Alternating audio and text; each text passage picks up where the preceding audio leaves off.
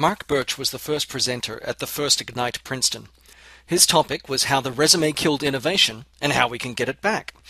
Unfortunately, going first meant that due to a technical problem, the recording of Mark's presentation didn't start until his second slide. He has just introduced his subject, and he led off with a story about the creativity it takes to deliver truly innovative ideas. Best and brightest, people with the premier resumes, and they didn't hire punks, but they hired some brilliant engineers who created some brilliant technology. So what about that resume? Interesting document.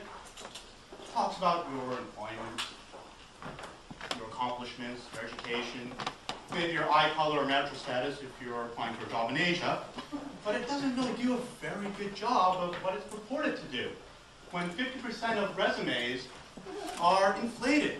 So that tells me one or two things. Either we're all liars, at least half of us in this room, or we're bad historians. So where do resumes fail? Well, essentially, you're trying to fit you into a resume, into a job title. But we all know the nature of work is a lot more expansive and dynamic than any job title can possibly hold. And so that means that you are not your resume. Not at all. Not this piece of paper which is supposedly capturing who you are. But you are a lot greater than that. Well, at least some people are. Let's be honest. Not everyone. But why do we work? Well, we may have gone to school, we may have had a few jobs over our time and acquired some skills. And now we want to apply these skills in some meaningful manner. And so that is desire. And skills are what you do.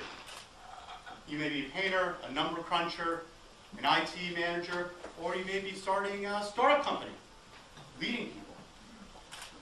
But what happens in a typical job? Just like the Dilbert commercial, or the cartoons, down goes your motivation, and your skills underutilized and get a first-class tour of the plumbing system. So we have this job box, and we're crushed on two sides by mismanagement, by poor expectations, crushed by bureaucracy, crushed by our own limited motivation, and we can't think outside the box. But we have this innovation conundrum, where we have an organization that's built on 19th century military hierarchies.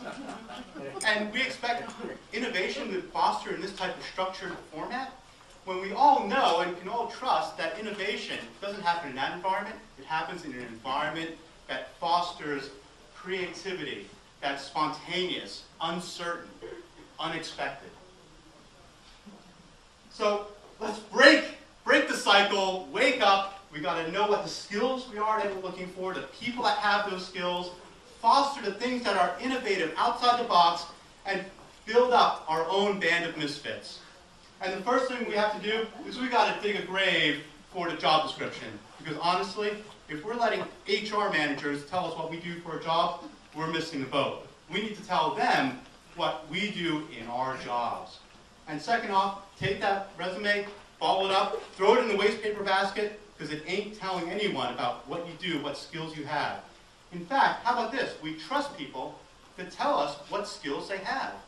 And we don't belittle those skills. We give them the opportunity to leverage those skills, to use them, to be creative, to invent things new. Well, not this guy with the lampshade and dancing. That's a little bit too creative. But honestly, let's get these people to use their skills, put them together, match them up, put unlike people together, and see what they do in a room, and see what they create. They may kill each other, they may strangle their throats, but more often than not, they're going to create something that's awesome. So say after me, job descriptions and resumes are not your friend. Let's release the creative energy that we all have and create something amazing. So I just want to say thank you. Thank you so much. My name is Mark Birch. I'm on Twitter, LinkedIn, Yahoo. And I really appreciate the opportunity. Let's connect and keep the discussion flowing. Thank you.